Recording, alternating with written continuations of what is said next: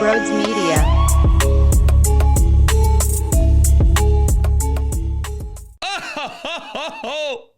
Oh, Sixers basketball, baby. I have never seen tickets so cheap in my life. What's that, Brodes?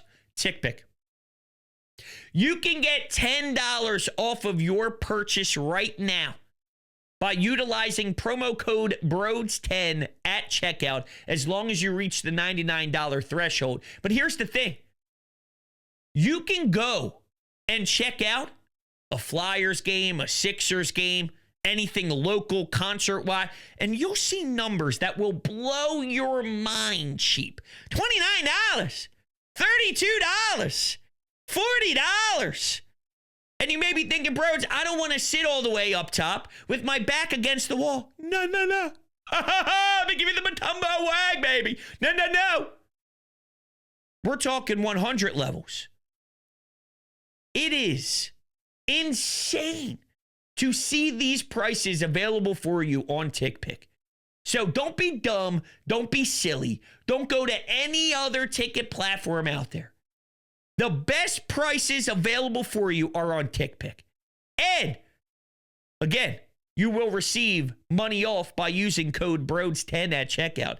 Do not be a fool. You have no excuse. Go to Tickpick and support your local team now. Hello, friends. Welcome on into Sports Talk with Brodes. Let's talk about Sixers hoops, shall we? Over the weekend, and I'll include Friday, Halloween night, as the weekend. I think that counts. They split. They lost to the Celtics, unfortunately, and it was their first loss of the season. And then they had a very business-like road trip to Brooklyn to handle a team that is winless. And they just clocked in, clocked out, got the dub. You had Kyle Lowry play. You know things are either going extremely fucking well or extremely fucking awful if you see Kyle Lowry at this stage of his career dribbling in minutes that are actually counted for. Oh, man. Anyway, let's begin with Friday night. Another exciting fight, if that's the way I'm looking to describe this. I don't know. My point is this. Resiliency was on full display. You're down 24. You're never out of it. And you had two serious chances to overcome that adversity and snag the dub. Tyrese Maxey hit the rim when he was charging the rack there.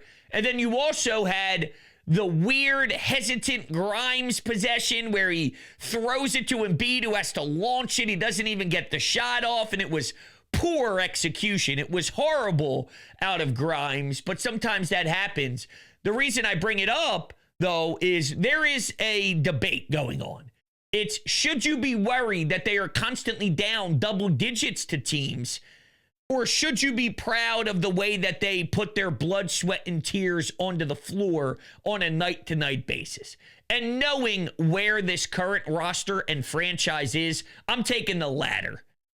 Yeah, I'm aware if you dig yourself a big hole against the Wizards, you probably have a better shot of actually getting the win compared to Pritchard starting off the scoring, the first quarter defense, the just horrendous transition defense, and Jaylen Brown scoring buckets. And a team like Boston will shred you and kill you more times than not when they get a 24-point lead, when they have a double-digit lead in the second half. You're playing with fire too much, and the better opponents will let you know it's time to get burned, while some of these bad opponents may allow for you to get out without any third-degree burns. You understand my point? But here's the thing. They could have won. So against a very reasonable opponent, down 24, down big, they still could have won. I wasn't the Brooklyn Nets on Friday night. But the turnovers, so messy. It's hard for me to crush this team, though, knowing what they have provided so far.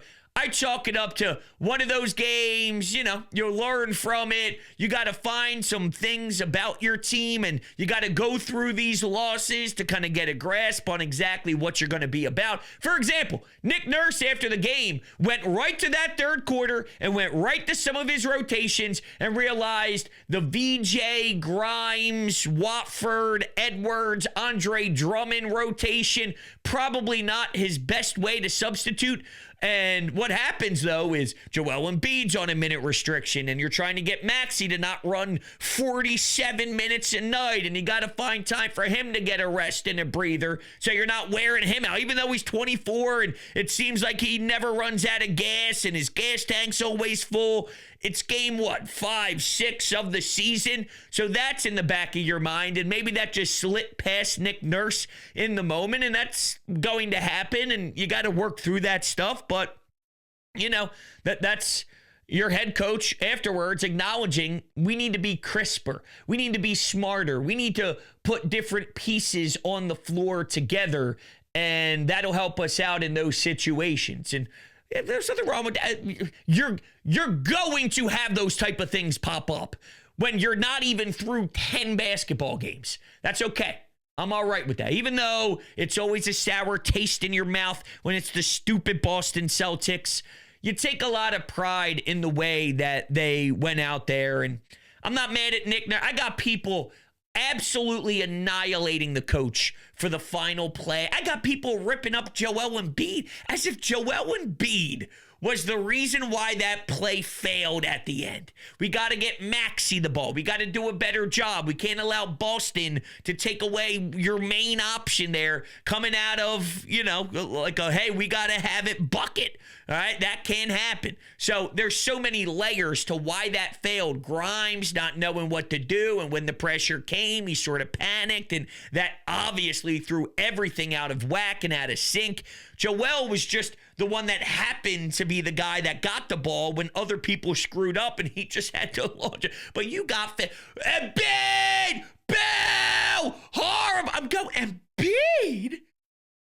And with Nick, I'm not there yet. I'm not there where I say, you're awful. How dare you draw that? I'm not there. I'm not saying that's not a crucial part of a coach's job, especially in the playoffs. But this is the time of the year where the results should be consumed, should be digested, should be noted. But what if the next out-of-bounds play is a sensational wide open look? What if the next 3 designs are executed nicely and perfect and you win because of them? And this just happens to be one of the ones you would like to have back, but majority of the time you have the ones that you like. I just don't know yet. I'm aware that that was sloppy and it was a very poorly executed play, but I got to imagine in the NBA, when you're getting thrown all these new pieces and Embiid's in, no, he's not. Now we're playing with a new style, and it's just a whole unique, different run of a team with a new face of the franchise as well. You are going to have miscues. You are going to have panic moments. The point of this is you get the panic moments out of the way so you can continue to establish what you want to be. So that's why I'm not screaming from the mountaintop that this is some disaster. But, people want the results right away. And I don't even know what the results are supposed to be with this team. I have no clue. I'm taking the philosophy of I'm sitting back, I'm enjoying, and I'm just going to wait. Whatever happens with Paul George, I'll wait. Whatever happens with VJ, there's graphics of him being compared to Magic Johnson. Oh, I'll tell you what, though, that athleticism, this guy's trying to dunk on everybody against Brooklyn. He had an awesome second quarter. Kelly Oubre in the first quarter, when he scored 22 points in the first quarter, he was ridiculous. I mean, that was nuts. Grimes had, how many assists? He finished with 13 assists or so. He had, and a little, how about that? A little behind the back? Oh, hey! Oh, a little behind, hey! On a fast break, team was just humming. And that was after a pretty rough third quarter. They scored 17 points in the third, and I'm thinking, this is just terrible. And I was actually really wondering what the third quarter was going to look like in Brooklyn because Tyrese Maxey let it known, and his voice carries a ton of weight now. This is the guy that wants the Sixers to have a standard. So when he talks, I listen. I check the fuck in to see what the response is to some of his remarks. And he goes, we had a bad first quarter against Boston. We played pretty well from there. In some of these other games, we had a bad third quarter, but we had a good first, second, and fourth quarter. So we got to find a way to clean up one of the bad quarters, and the rest of the game, we're doing okay. We got to clean up that one messy quarter. Wherever it comes, whether it's the first, whether it's the third, we got to do it. And the way they played against Brooklyn, they were up 18 points at half. Oubre carried the workload in the first quarter. VJ had some nice stretches there where he was the point producer in the second quarter. Things are humming along. So what's the third? And then the third was a little rough. But the Nets are such a disaster. It didn't crush you too bad. But it was still there a little bit on the offensive side. And you want to bring up defense. I can't really I can't really put a lot of emphasis maybe on defending certain guys and how they played on the defensive end throughout certain pockets when you're playing talent that's on the Brooklyn Nets. Like it's irresponsible to put a team out like that, let's say. And that's coming from me. I watched the 76ers during a time where they couldn't win a damn game if they tried to save their lives. What are you going to do? I can't get over the fact that I'm watching Kyle Lowry play. No Joel Embiid on Sunday night. So a lot of fast-paced play. I'm probably one of the only fans in this city that's actually disappointed when Joel Embiid's not out there because I do want to see greatness. Speaking of greatness, Amelio cigars. This is what I love to do after a Sixers win. I go outside on my back patio. I light this fucker up. I sit out there, and it's been beautiful fall weather. Oh, man. And when I tell you, every single puff of this cigar is like sex. I mean it. Old school roots, new school attitude, locally owned, third generation made at Fabrica Oveja Negra in Nicaragua. An Amelio cigar is the only cigar to smoke. It's the best cigar to ever touch your lips. And if you are a cigar smoker, do me a favor, and really, I'm doing you a favor by letting you know that you are missing out on the best cigar on the market. Click the link down below in the description. You can see all the options available for you. And if you use code Brodes at checkout, you will receive 10% off your entire purchase. What I'm actually going to do for you in the next upcoming shows here, I'm going to read to you some of the messages I've received from Brodes Media, Sports Talk with Brodes fans that have used their brain cells to go smoke Amelio cigars. You'll hear it not just from me, because you've heard it from me a bunch, but from others who purchased, smoked, and then felt so passionately about it, they had to tell me how right I was about the greatness of these cigars. So I'm going to do that for you. But make sure you join the Amelio cigar family today. All right, we have a couple we have a couple of text messages here. What am I, 14? Just reached puberty? Oh my God, I'm a father of two. Could be having voice cracks. What the hell's wrong with me? Let's go to this text here. Alan texts in, Brodes, I want to know how you feel about Kelly Oubre.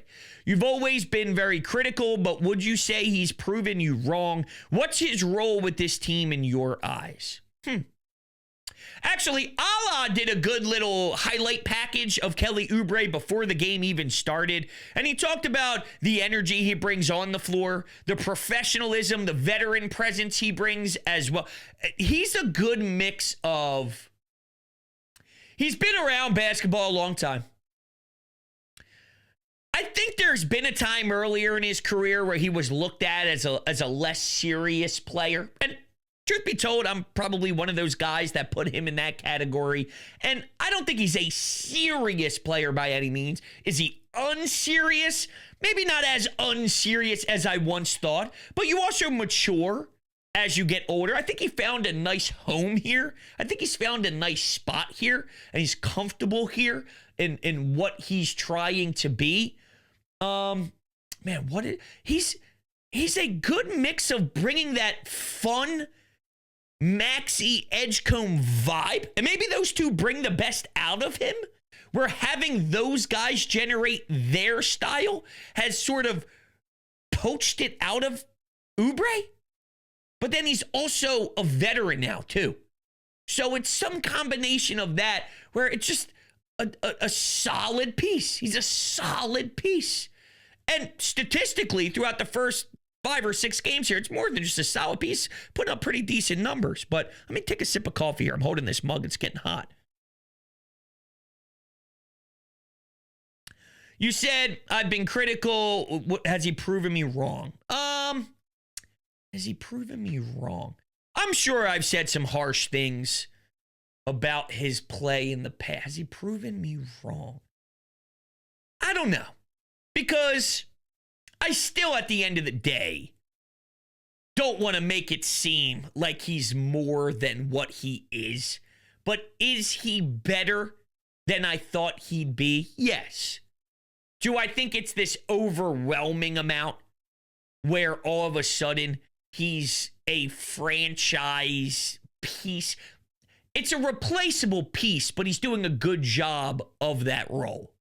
You should be able to find that role, okay? That's a role that a lot of different players can play and can be effective with, but he's being effective with it. And I'll give him credit for that. I don't need to look any other place because we got it. And he's doing it. And he's doing it very nicely. So, it's an interesting question. And especially after you see what he did here in the first quarter. But he's just one of those guys that are frustrating because I think he's got a lot of interesting things about his game. But I don't know if he's ever going to fully reach the level. When you look back at the Kelly Oubre career, will he ever actually reach what you feel is inside of him? Like, is there things left on the bone?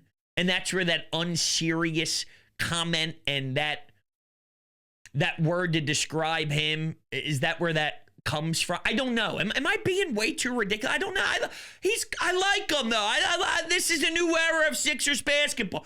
No expectations. I'm not worried about him having to play a certain role to go win a championship. I'm here to see this team mesh. I'm here to see this team compete. I'm here to see this team give me competitive basketball and pouring everything you have onto the floor. And he does that. And maybe because my bar has lowered, he fits in better. Where and I don't know how I got on am I ripping Kelly Oubre? I'm very uncomfortable right now. But if the goal was what it was maybe a few years back, where anything less than a championship, I hate you, right? That's how it once felt with the Sixers. You better win it all or I despise everything about you. When that's the bar, a lot of the Kelly Oubre stuff can get a little like, nah, his bad games annoy you. His frustrating moments bother you. Now, because it's house money and it doesn't really matter as much, I could live with some of the stuff that's a little annoying more because 80% of what he brings is fun. But that 20% he's missing, it doesn't bother me right now. But that 20% that he's missing when it's championship or bust would eat me alive. Does this make sense? I think it makes sense. Makes sense to me. All right, Timmy texted. The team runs faster without Embiid, and Nick needs to realize it. Why play him? I enjoy everything about the Sixers when he's not there. Stay away, Paul George. Oh, God, Timmy. I don't want to ever see you in an LA Dodgers hat again. I got bad news for you. And it's funny you bring this up, Timmy, because I was on WIP Saturday, and Tasty Cake Dom is a caller that has called into me back when I was at the other station. He calls Sports Talk Radio all the time. He's a big Sixers guy. And he was talking about, oh man, who's the guy that's injured? Barlow. And he's like, I can't wait for Barlow to get back. What he gave you early on before the injury was so fun. And he's like, I don't want to see Paul George ever. And he's like, Brodes, I don't want to see him. And I had to break the news to him. Tasty Cake Dom, I love you. But Paul George will be on that floor. He will be getting run. He will be getting action. He's starting to get all distressed, if that's a word. He's starting to get mad. He's starting to get upset because he doesn't want to have to worry about certain guys needing the ball and jacking up shots, and he's going to want all these field goal attempts, and he's older. He's going to slow things down while you can have an LA Fitness style of up and down, fast-paced hoops. And I got bad news for you, Timmy and Tasty Cake. He's going to get run. And I could be ludicrous, but I'm fascinated to see how it works, because I don't even have one little ounce of any knowledge of what Paul George would look like in it. And I don't need Paul George to be Indiana Pacers prior to the gruesome injury Paul George. But if he buys in the way Embiid is bought in and the way everybody is bought in, and he doesn't need, he can be a complimentary starter. Who's to say PG, healthy, with fun energy, with buy-in? See, last year it all crumbled. But just because it crumbled last year, when you see Maxey put up his resiliency over and over and over again, when he's now been doing this for years and years and years, there's respect. And when he speaks, it actually sinks into the walls. And guys like Paul George, they look at a Maxey and they don't think, here's this little tiny kid who just happened to blossom onto the scene and he's trying to rally us, but that'll never work. It's, no, this guy's a true NBA star. This guy is a true NBA star who is thriving and driving an entire franchise. And this may not be what I thought it was the second I signed on the dotted lines, but who's to say that there won't be so much respect for what Maxey is putting out there that he would be willing to accept a complimentary starter role at this age, knowing how much fun and belief is sinking into those walls right now with the way they're running. Because the alternative is everybody hates one another. The morale is low. The coach, I was watching Nick Nurse postgame. I saw a smile. I saw a guy that had life. I saw a guy that wasn't looking like he saw a goat. Last year, the guy was annihilated before game 15, 16, 17. You could tell he wanted nothing to do with the team. That's the alternative. So you either buy the fuck in or not. And I don't know. I mean, I don't know if Paul George doesn't have anything like that. Maybe it's a complimentary role, maybe complimentary starter. I'm not saying he's coming off the bench giving you 12 minutes. He's going to play minutes. But it's less, he's got the ball and he's got a jack up shot. He's got to score and he's got to carry the Sixers. It's more along the lines of let the ball work its magic through Maxey, let VJ show off his athleticism, let certain guys do their thing. Grimes, obviously, has shown you that he can dish the rock, and you got that skill set involved now. Let this thing work. And Paul George, you're a part of it. It's not the way we would love to distribute the money. This is where we are, though. And all I'm saying is, before we see it, I'm not saying it's nothing. Before we see, I'm willing to at least check in and see how it goes before I say I want nothing to do with it. I'm okay with seeing Paul George. I'm not telling you this is what I would do if I had a clean slate. But because I'm here, I'm willing to see it. And you said you enjoy the Sixers without Embiid. I don't. I enjoy watching Embiid make a shot at home and get everybody go. The one thing that bothers me about Embiid, and I may be the only person to feel this, but I feel like the haters actually enjoy this part of it, and I hate it as a supporter. But the whole DX suck it thing, getting fined $50,000, like, come on, man. Come on. Come on. Come on. We're past that. We're past that. We're past the suck it thing. Come on. I mean, come on. Ladies and gentlemen, all your favorite NBA players are back, and DraftKings Sportsbook, an official sports betting partner of the NBA, is the place to bet on NBA stars this season. New customers bet just $5 and get 3 months of NBA League Pass, plus score $300 if your bet wins, paid in bonus bets. Download the DraftKings Sportsbook app and use code Brodes. That's code Brodes. Bet $5 and get 3 months of League Pass, plus get $300 in bonus bets if your bet wins. In partnership with DraftKings, the crown is yours. Gambling problem? Call 1-800-GAMBLER. In New York, call 877-8-HOPE-NY or text HOPE-NY 467-369. In Connecticut, help is available for problem gambling. Call 888-789-7777 or visit ccpg.org. Please play responsibly on behalf of Boot Hill Casino and Resort. Pass-through of per-wager tax may apply in Illinois. 21 plus age and eligibility varies by jurisdiction. Void in Ontario. Restrictions apply. Bet must win to receive bonus bets, which expire in 7 days. Minimum odds required. NBA League Pass auto-renews until canceled. Additional terms at dkng.co/audio. Limited time offer. So, okay, let's go to Micah. I believe I'm pronouncing that correctly. Micah? Mika? I think it's Micah. Sing it with me. 1, 2, 3, 4, 5, Sixers. 10, 9, 8, 76ers. Thank you. Tweet out the dancing video now. Oh, that's right. I did not do that over the last couple of days. Well, Friday I wouldn't have, obviously. But I've been slacking on the me dancing videos from back in the day. I got to continue to tweet those out. You can follow me on Twitter at Brodes81, by the way. Okay. Is it bad? I'm thinking they can be even better with Paul George and whenever Joel Embiid settles in more through the minute limit that he's on. Or are they this good because they aren't playing? I keep fighting with all my friends about it. Keep up the great work, man. Okay, so it almost goes hand in hand in what I was saying.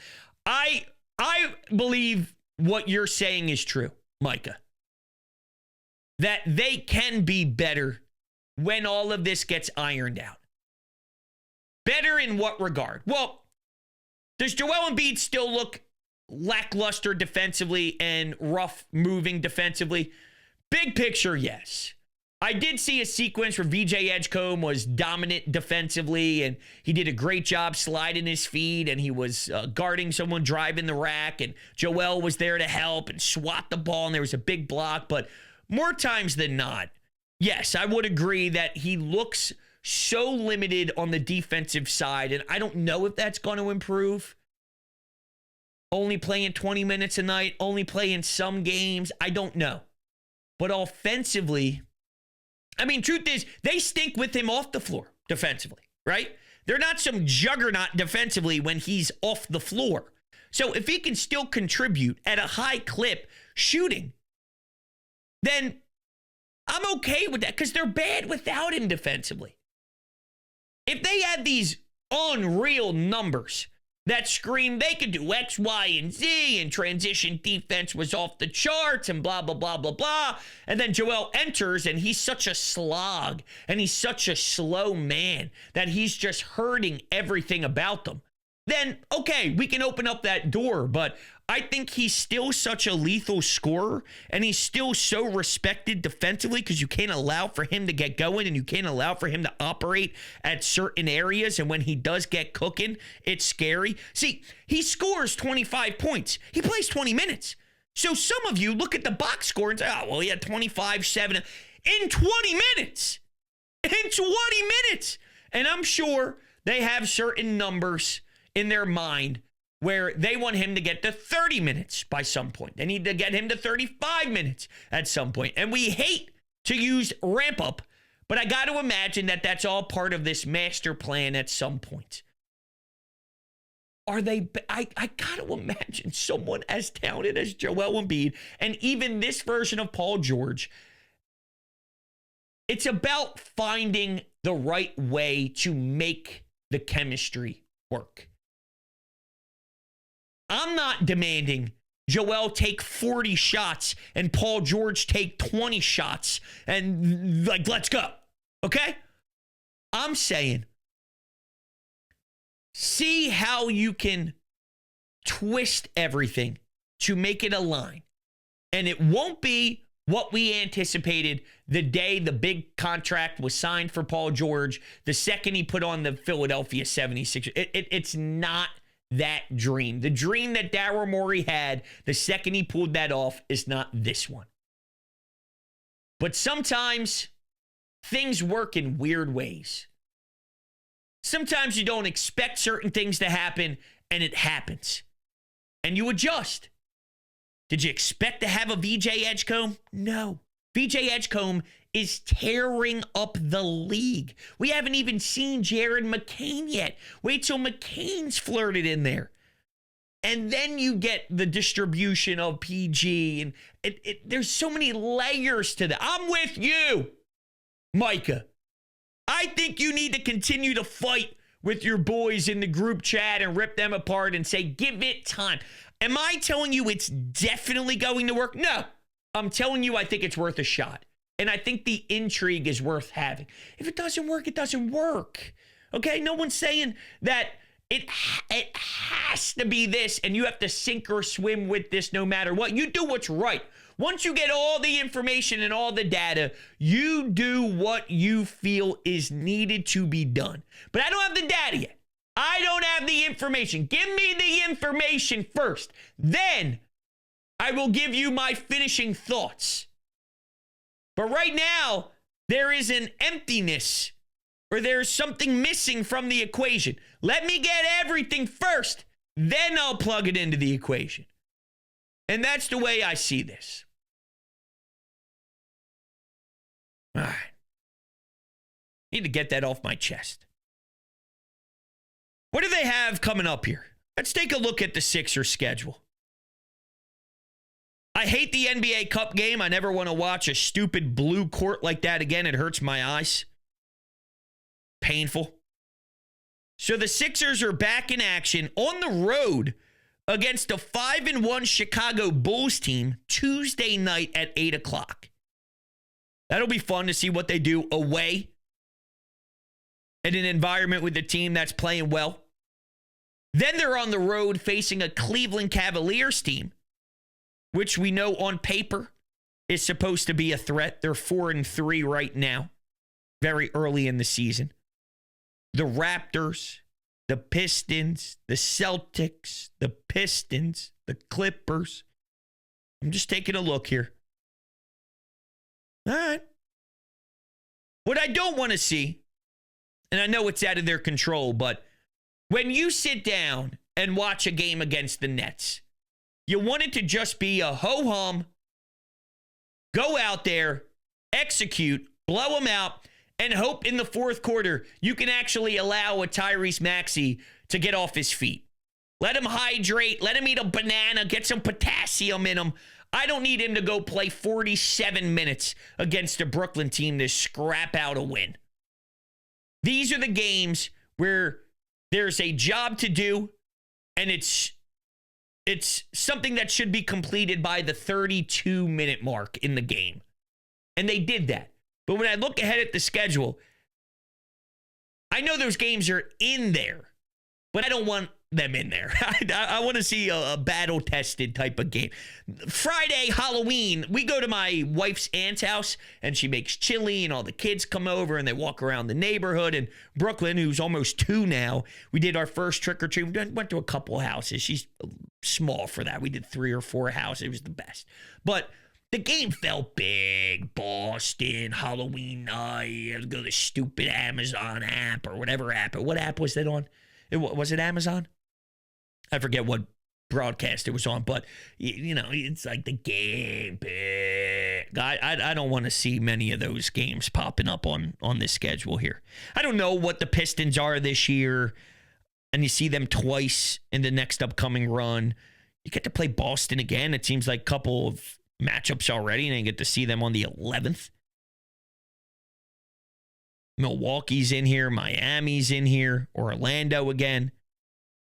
My point of this is there's really only one other disgusting, nasty, pathetic matchup where it should be all business, and that's another game against the Nets at the back end of this month on the 28th.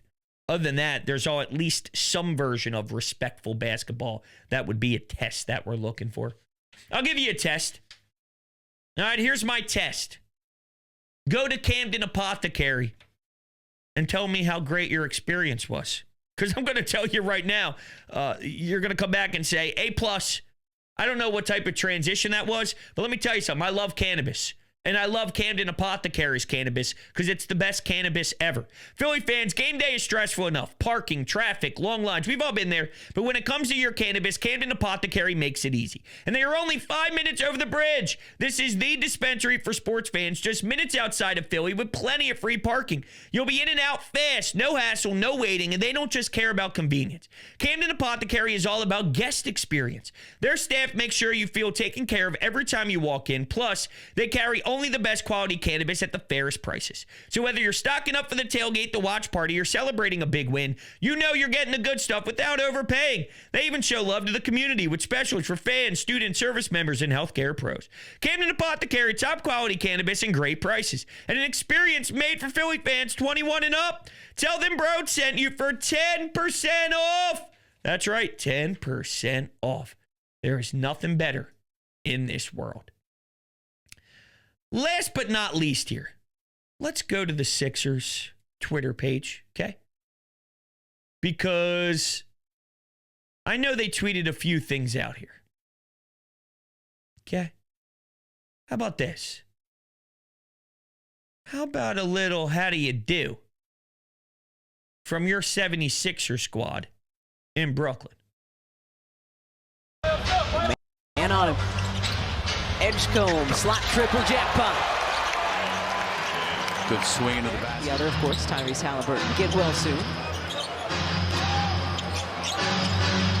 VJ Edgecombe from the other wing. Man on. I love listening to VJ highlights, man. And what I love about his ability is that game against Boston. For you to even have a crack at it late, and there were sloppy turnovers. You can't be turning the rock over like that. The fact you were in it, even with the sloppy decisions made. Him and Joel Embiid working it a little bit, you know what I mean? Giving the ball back and forth. And VJ Edgecombe, we already watched him do it on the road in the TD Garden, so they shouldn't be surprising that he could pull this off at home against the Celtics. But big testicles, big balls. You need the rookie who's playing a game here with Embiid. He needs to generate a good look. He needs to get a good shot off, and he drills it and delivers. That late three to even give them an open opportunity maybe to steal that victory down 24 is huge. Is huge. And that ability to knock down shots like that, it's not just about trying to put people on posters. It's not just about the crazy, insane dunks that he tries to pull off. And sometimes he misses. How do you miss that dunk? How do you miss that dunk? How do you miss that dunk? You know, I said that once or twice, but it doesn't matter. He does it all. He's got a bag of tricks, as you can hear on the call, just from three. He just does so much, man. He does so much. Here he is again. Too strong. Walk for the rebound. Edgecombe!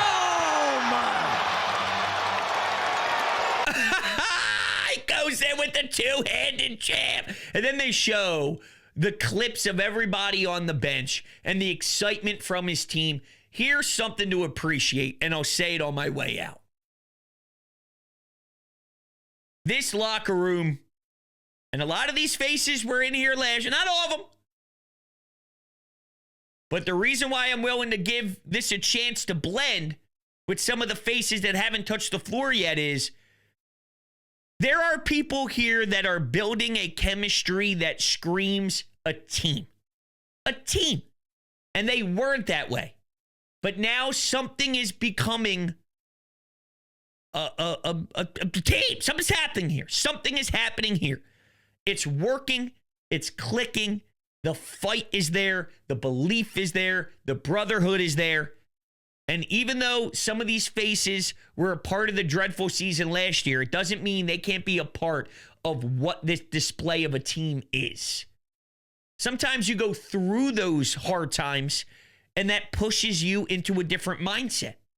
Sometimes you go through agony and it ends up actually benefiting you on the other side. Maybe this is part of that. I think Joel Embiid has been through a lot, physically, emotionally, mentally.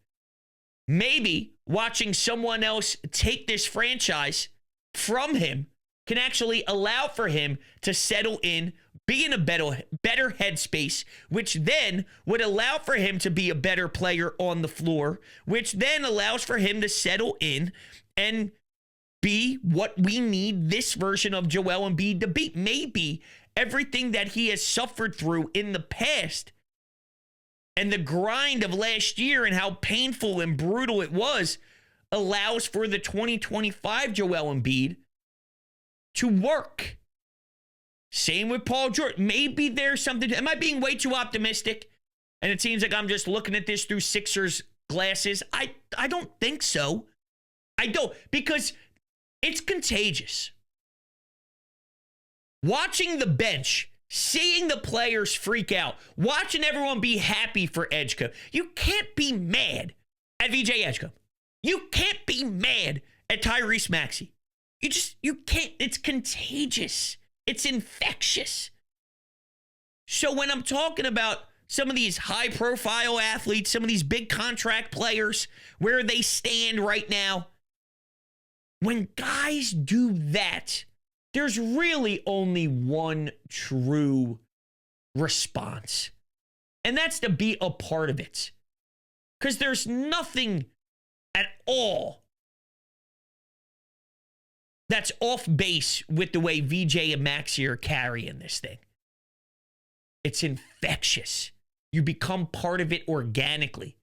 I don't know. Am I speaking out my ass? Some would say yes. All right, go Sixers. I'm enjoying the hell out of this squad. Just wanted to check in over the weekend. A split. First loss of the season. 1, 2, 3, 4, 5, 6.